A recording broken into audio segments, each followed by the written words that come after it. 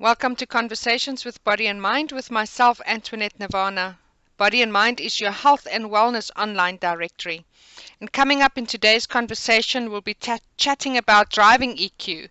And you say emotions drive people and people drive cars. And that's with Keith Cunningham. Good morning, Keith. How are you doing? Good morning, Antoinette. I'm fine, thank you very much. Good, good. Well, I'm looking forward to finding out more about this. Quite out of the ordinary for our body and mind listeners, talking about driving and driving assessments. And I'm sure that there is a way that you're going to come in with explaining to us what is driving EQ and how it really benefits us to do your test online. Well, Antoinette, everybody in body and mind drives.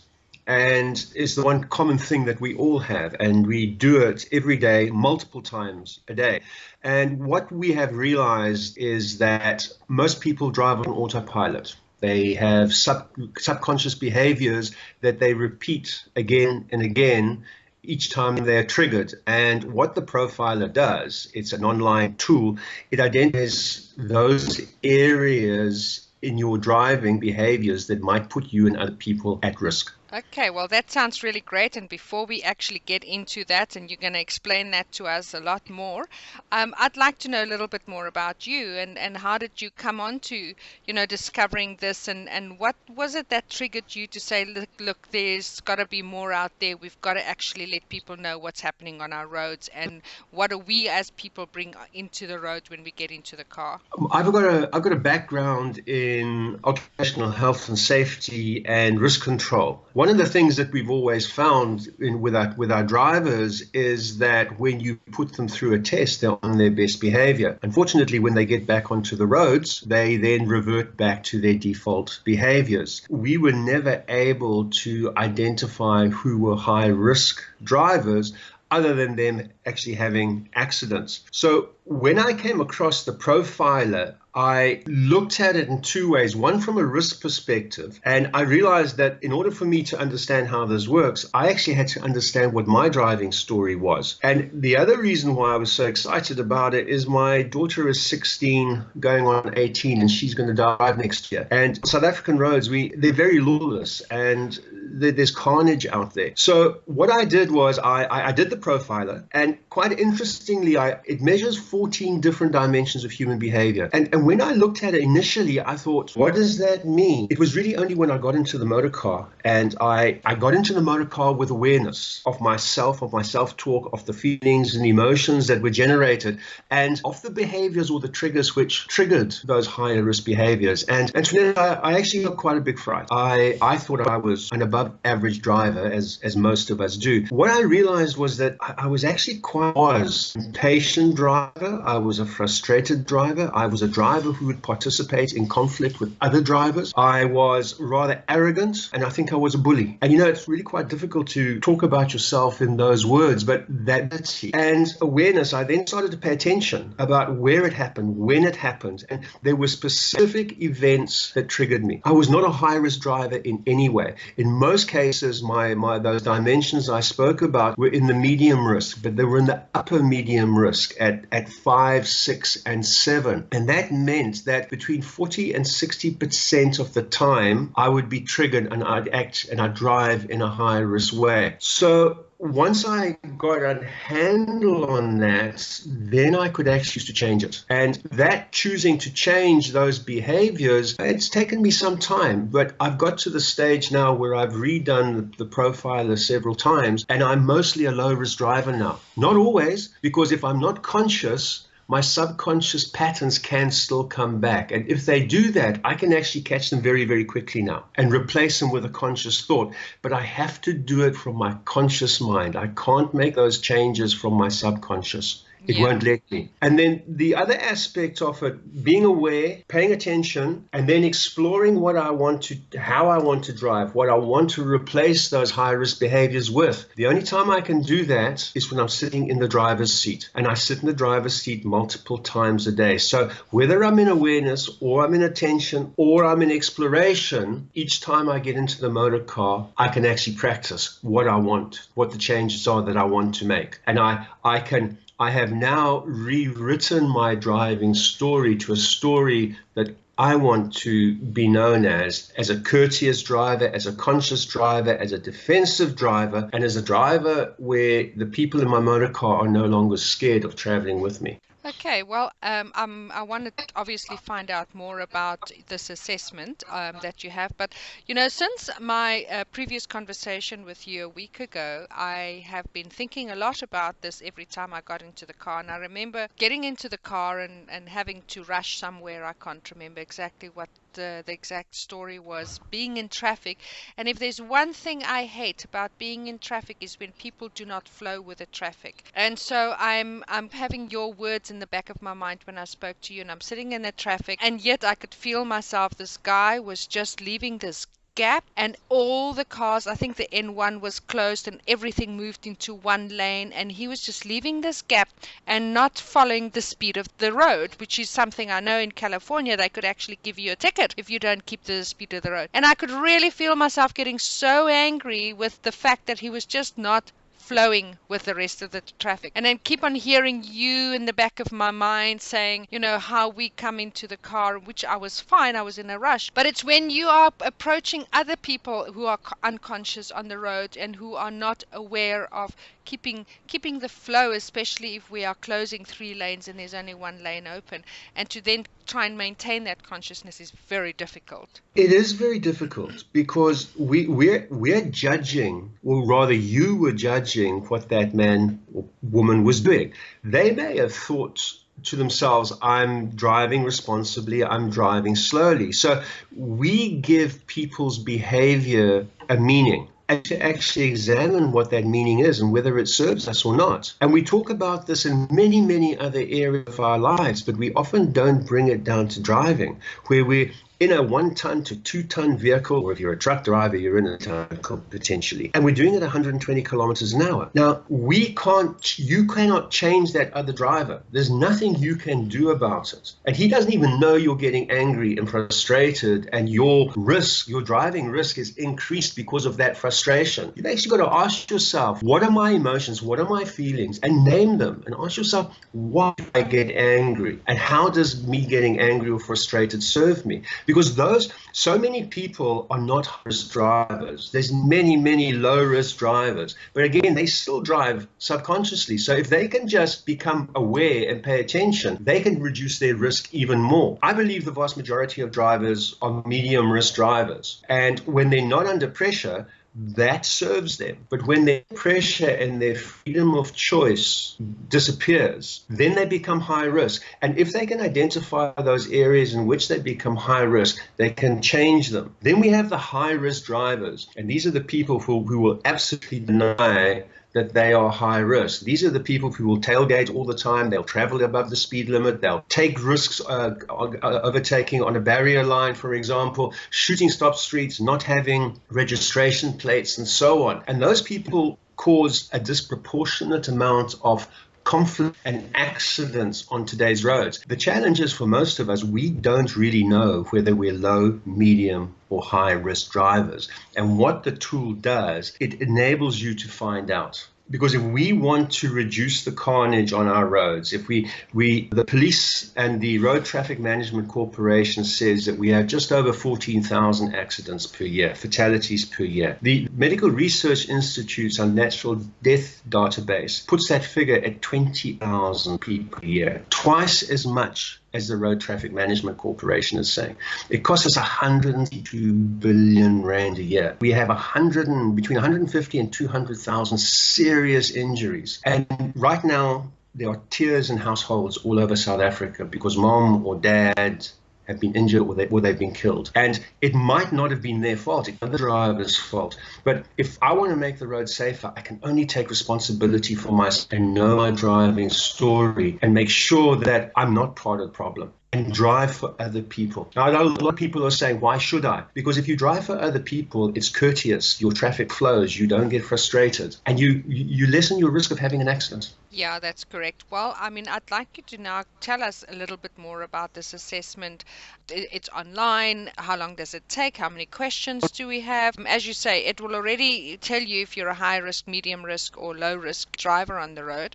But if you can give us a little bit more of the science behind it and and then where people can go to do that. Sure. It's a profile. It was written by a doctor of psychology. It's at www.driverassesslive.com. Costs 200 Rand. It'll take you around about 20 minutes if you've got a reasonable proficiency with English. And there's 80 questions. You then get a detailed, personalized report. You have access to a series of videos that talk about what is conscious driving, what is high risk, what is low risk, what is the change process that you have to follow. The power of the tool is creating awareness when the individual who has taken it gets into the motor car, because we can practice. You know, when we want to create change cells, often we find it very difficult. We find it if we have difficulty speaking to our boss, for example, and we set ourselves and speak to the boss, how nervous we become, how we stumble over our words and so on. One of the powerful things about this is that we drive every day, and generally we're driving by ourselves. So we can go inwards, we can listen to ourselves talk, we can identify our emotions and feelings, and we can do something about it. And, you know, we can actually have fun doing it. We can become more aware. We can become better drivers. And what we also find is that if I get angry or frustrated or anxious in the motor car, I'm going to get angry, frustrated, or anxious in other areas of my life. So if I can control those and change those in the motor car, then I can impact them elsewhere as well. Again, I was thinking about my own journey in the car, and I think one of the sayings out there, you cannot change the world, you can only change yourself, and you can only better yourself, because as your light shines, so it will ripple to everybody else. So as you say, you know, rather focus on what is happening within you while you're getting frustrated and while you're getting anxious, not worry about what the other driver is doing. Yeah, I mean, sometimes you've got to worry about what the other driver is doing and take the necessary steps before you get into a dangerous situation. What is also true, and about the people that we do are our children who sit in the motor car, because those children are not passive passengers in the back seat. They're taking in every swear word, every zap sign, every put down that you do, and those children are like sponges. There's a very good chance that they're going to drive like mom or dad, because those are the people they travel with most of all. And although I don't know this for 100% sure, those children who travel with taxis, their taxi driver are their role models. And there's a potential that when they start driving at 18, 19 years old, that's how they're going to drive, because they've taken it from the people who had to be obeyed as such. So, you know, what we're doing is we're habituating generation after generation of children into high speed, to lawlessness in some degree, into conflict-ridden type driving. And if we want to change it, we actually have to start changing it right now with the children who are in the motor car. Because one of the things that I found was that when I went from 120 to an 140 kilometer driver to 100 to 120 kilometer driver, and I was tootling along the freeway at 110, the first thing my daughter says is, "Dad, why are you going so slowly?" And because she's habituated in the 120, 140 kilometer range. Yeah. And yeah, I want her to actually change that before she starts driving in a year's time. Yeah, exactly. You know, of course, there's many other aspects here, because we have to start doing something about the roads in South Africa. Yes, you know, it's about the driver and the driver in the car, and it's about what we are teaching our children. And it's all our single individual responsibility.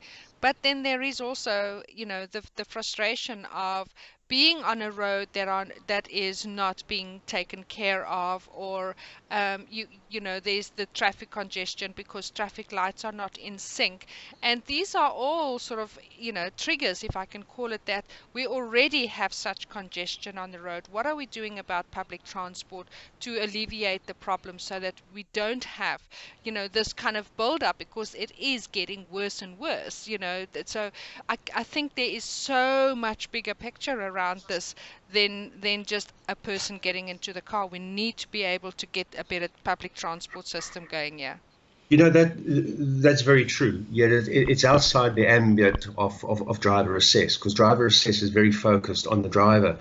Bear in mind, Antoinette, that in South Africa, in 91% of the cases where there's a fatal collision, the driver has immediately before the collision committed an unsafe act. They've broken the law in some way. And 2% of those accidents are acts of God.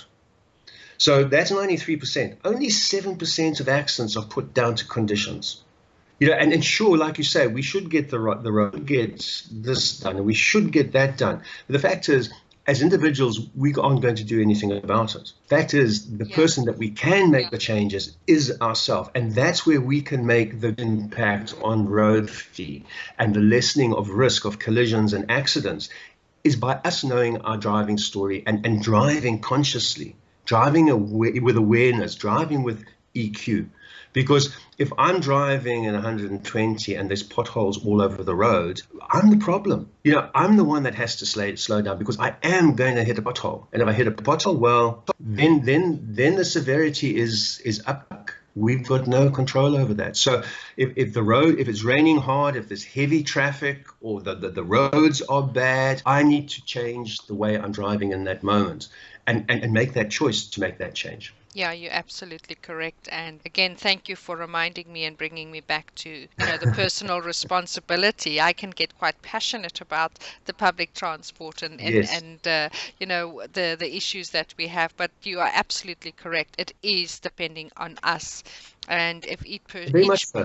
each person makes that change, and the taxi drivers becomes more conscious about the people in their vehicles, and we are more conscious about what we teach our children. So very much dependent on us, whether there's potholes or raining conditions. Yes. We need to be responsible. Yes. Well, Keith, Can I just say something? Can I just say something? We've had this horrendous bus accident where 47 people got killed up in Limpopo on the N1. And there was another bus accident in the same area just outside Polokwane a week or two ago. And everybody's saying the government is now saying we must spend something like 400 million rand upgrading that stretch of road. Yeah, sure, probably need to do that.